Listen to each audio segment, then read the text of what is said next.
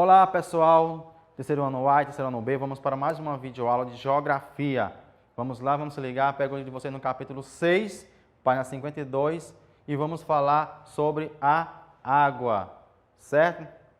As formas, as cores, os sons e os cheiros que percebemos ao nosso redor compõem as paisagens. Por isso, envolvemos quase todos os nossos sentidos para reconhecer os elementos nas paisagens. A água, por exemplo, é um elemento natural muito importante nas paisagens. Você sabe que paisagem ela forma, como está distribuída pelo planeta, em quais partes da Terra podemos encontrá-la, que usos são feitos dela. No poema abaixo, a autora descreve a água em uma paisagem de um modo particular. Vamos ler.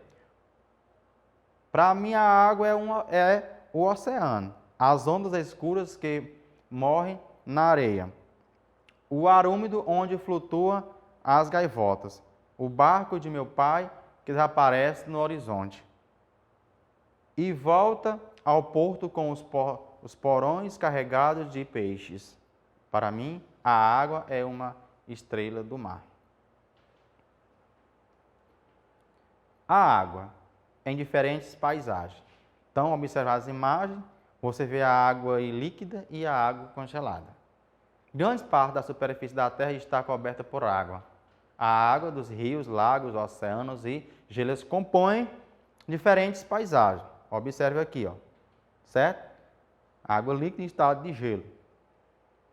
A água é uma substância fundamental para a vida, por isso, muitos agrupamentos humanos se formaram nas proximidades de fontes de água. Em todo o mundo é comum encontrar paisagens formadas por construções humanas às margens de rios e lagos. Isso indica a importância da água para a humanidade, ou seja, ser vivo, água. Todo ser vivo necessita de água, inclusive nós, né? Os rios e seu curso. Os rios são cursos naturais de água doce que percorrem um caminho a partir de uma área mais elevada do relevo, onde estão suas nascentes, sempre em direção à parte mais baixa do relevo, onde se realiza a foz. Observa esta ilustração de um curso de água. A força dos rios provoca erosão, que aprofunda o relevo ao longo de seu curso. Nos rios com cachoeiras, a erosão desgasta e o degrau por onde a água da cachoeira escorre. O material arrastado pelo movimento das águas se deposita no fundo, nas margens ou na foz de um rio.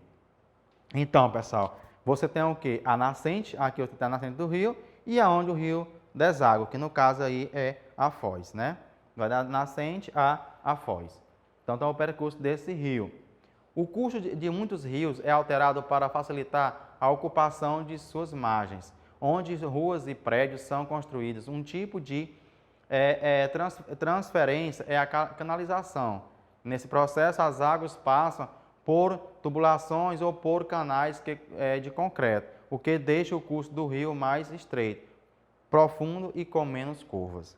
Então, está aqui, ó, você vê aqui nessa imagem um rio bem alongado, né, bem relaxado na região, né, bem mais tranquila. E aqui você está vendo na cidade de São Paulo, né, o rio aqui, né, sendo coberto por prédios, sendo coberto por vias, né, de transporte e tudo mais. Ele fica o quê? Ele fica bem espremido. É tanto que quando chove muito, ele invade, né, invade as casas, invade as vias de transporte. Então está aqui. O uso da água para geração de energia. O curso de um rio também pode ser modificado para que suas águas sejam utilizadas em usinas hidrelétricas, que geram eletricidade. Para construir essas usinas, é necessário erguer uma barragem para interromper o fluxo das águas do rio e formar uma represa que inunda várias extensões de terra, inclusive cidade, né, pessoal, desaparece. Então, assim, muitas vezes, a instalação das hidrelétricas provoca o deslocamento de comunidades, inteiras que vivem perto dos rios.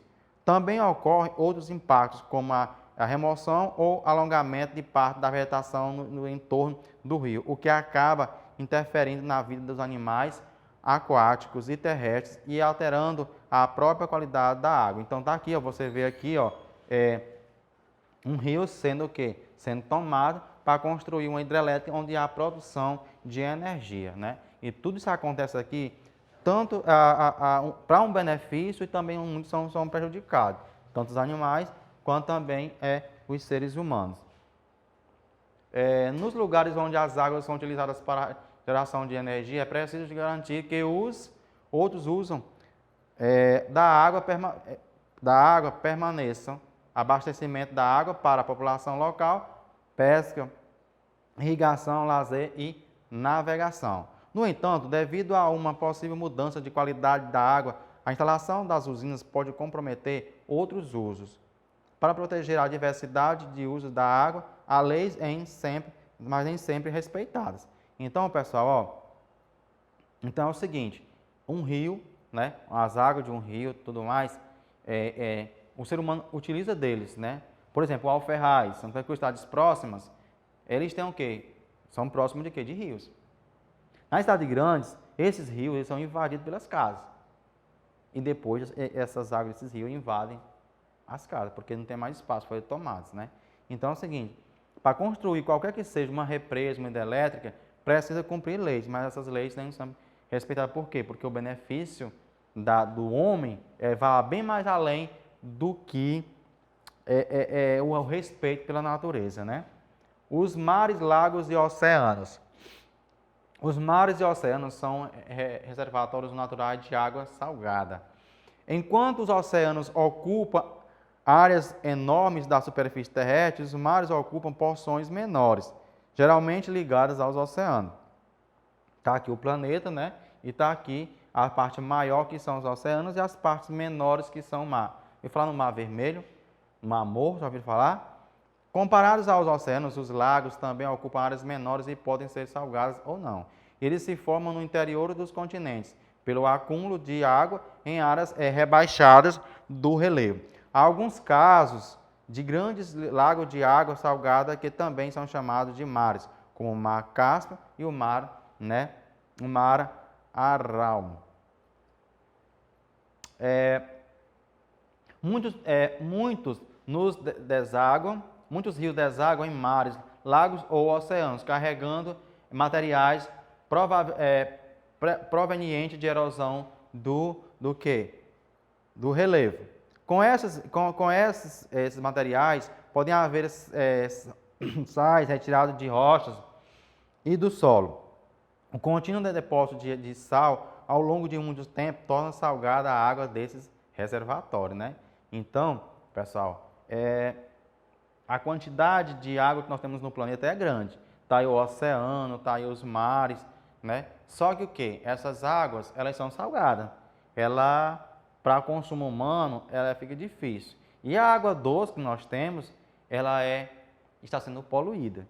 Então, está aí, né? Falar sobre a água, os oceanos, os mares, os rios, e a função do homem é utilizar desses recursos e preservá-los, ok? Dê uma boa lida no conteúdo, uma boa aula. Fique com Deus, até a próxima aula.